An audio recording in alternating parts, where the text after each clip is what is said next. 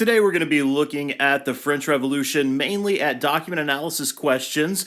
This is going to be a bit of an abbreviated lecture, more focused on document analysis than anything else. If there is any interest in hearing the other stories around the French Revolution and more of the details, I may put up an additional post. So one thing I want you to understand, when I talk about the estates in France, that is just the social and political structure of France before the Revolution. You'll hear me sometimes refer to it maybe as the Ancien Regime. You may hear me reference it as the Old Regime or the Old Order. It's all the same thing. This is how it was in pre-revolutionary France, socially and politically, economically, the same. This is going to be a catalyst for the revolution. The social situation and the social makeup is going to be quite explosive, especially in light of the context of what's happening and factors that begin to come into play.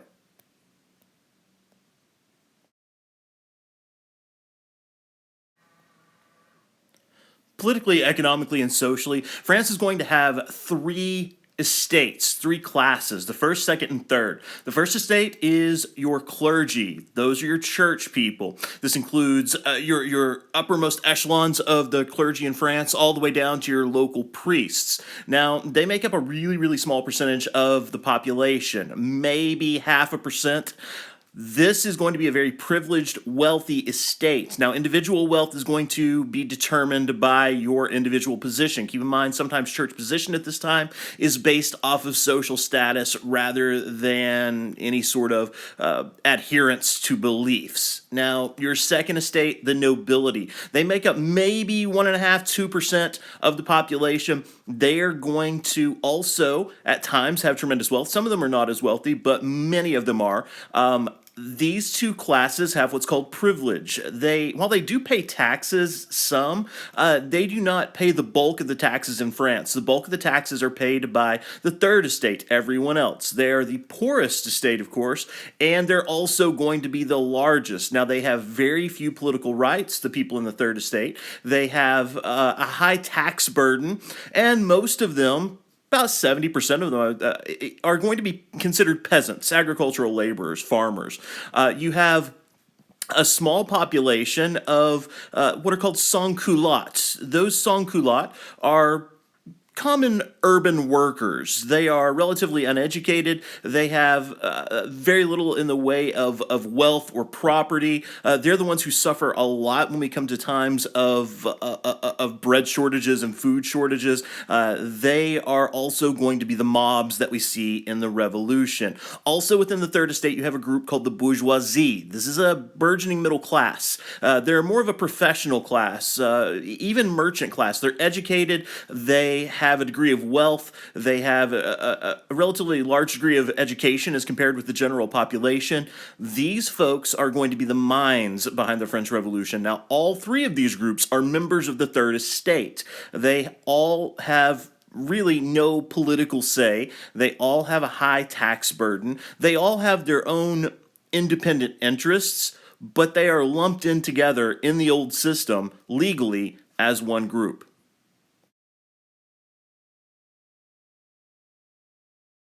We're now going to take a look at document analysis question 1. Here's the chart for the question. It is statistics about the three estates in France. The black bar represents the total population in France of the first, second, and third estates. The gray bar represents the total percent of land owned by members of the three estates. This is a reflection of overall wealth in France at the time. The darker gray bar is the percentage of income paid in taxes by individuals within these estates. Check out the date, 1789. This is just as the French Revolution is beginning. Now, the question is, which of the three estates do you believe to be the most disadvantaged of the group?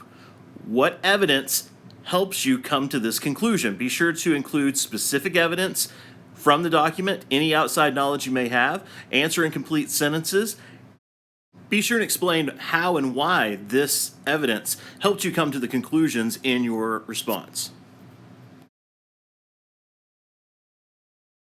Taking a look at document analysis question 2, what potential economic and social problems does this document reveal about France on the eve of the French Revolution? Here you will use once again reasoning to demonstrate an understanding of the potential consequences that are reflected in a chart like this. Think back to other patterns that we've seen throughout world history. When situations like this begin to arise, what can you suspect will happen, or what other examples you have of things that could happen in similar situations? This is a great opportunity for synthesis, and we're going to be looking at that more in depth in just a bit.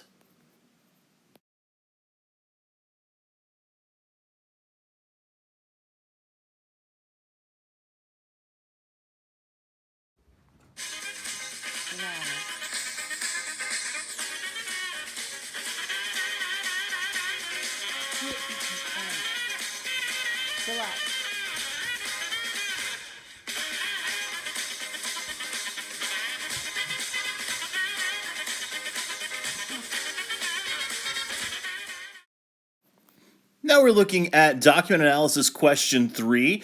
This political cartoon has a very strong political message.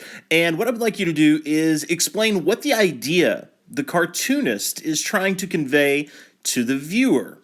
Now, in this question, also answer, does the cartoonist support the economic and social situation in pre-revolutionary France? What evidence do you have from the document itself to prove your position, to prove your point, in explaining how the artist feels, and possibly even the artist's point of view, their motive for making such a work? What does that reveal about their political stance?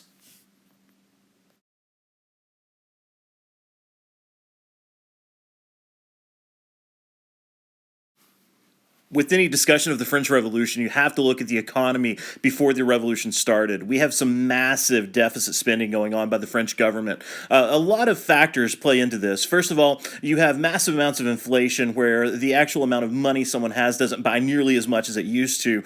The French government has spent tax money on very, very costly wars. The lifestyle of the French monarchs is a drain on the economy. We have a massive disparity in wealth. You have wealth in the hands of a relative few within France. Now, this is going to create an economic situation where the government increasingly spends much more than it's taking in tax revenue. Unfortunately for the French government, they're having to borrow money. Now, as they borrow more and more money, they're having a hard time paying it back, which ends up costing them credit. They are unable to get credit with other European lenders. Now, on top of this, we have some natural disasters, bad harvests. This is going to come into play when we're looking at famine, food shortages that are specifically going to affect the lower classes. The sans-culottes, in particular within the cities, are going to suffer. This is going to be something that plays a role in getting the masses very fired up about this political revolution that's beginning to start.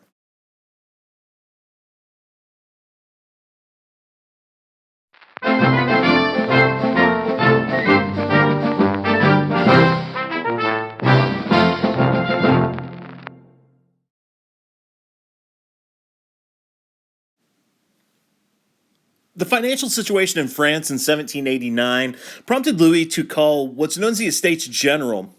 The Estates General is an assembly, a type of parliament of all three estates within France. Members are elected and they go to Versailles to meet. This blows up in Louis's face. Almost immediately, this Estates General devolves into chaos with members of the Third Estate breaking away. These delegates in the Third Estate come from your educated bourgeoisie. Most of them are lawyers. You do have some people in the First and Second Estates that are sympathetic to the Third Estate, though. That's going to help fuel this movement away from the Estates General into something called the National Assembly. Now, as a part of this call for the Estates General, the government asked for members of the three estates throughout France to create what are known as cahiers. Basically, they're books of complaints. They were asked to spell out the problems they had with what was going on in France at the time.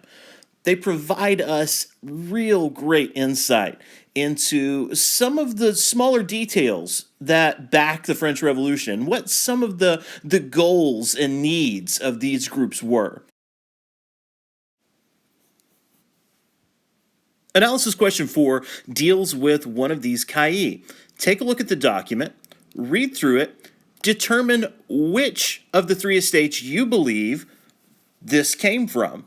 Make sure you fully explain what evidence you have that backs up your thoughts and why the estate you chose is responsible for this particular document.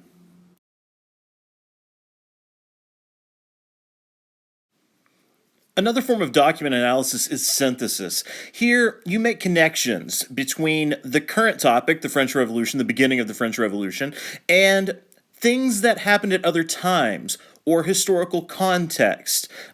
Maybe things that happened in different places that are similar, or connections that you make with large themes that we've gone over in class. This type of analysis is very complex, and it is extremely valuable when we're talking about answering document-based questions. Look for opportunity to add in synthesis as you're using documents to back up any points that you have within document-based questions.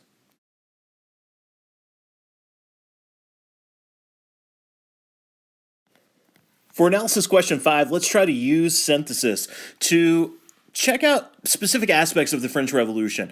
The information that you have and information that's been provided in the documents, I would like you to use that to form a bit of a synthesis analysis for the conditions in France on the eve of the revolution. This can just be a good paragraph, an attempt at synthesis. We're going to work on this quite a bit, so don't get too worked up if you're unsure of synthesis. We're going to have lots of opportunities to work on this in the future.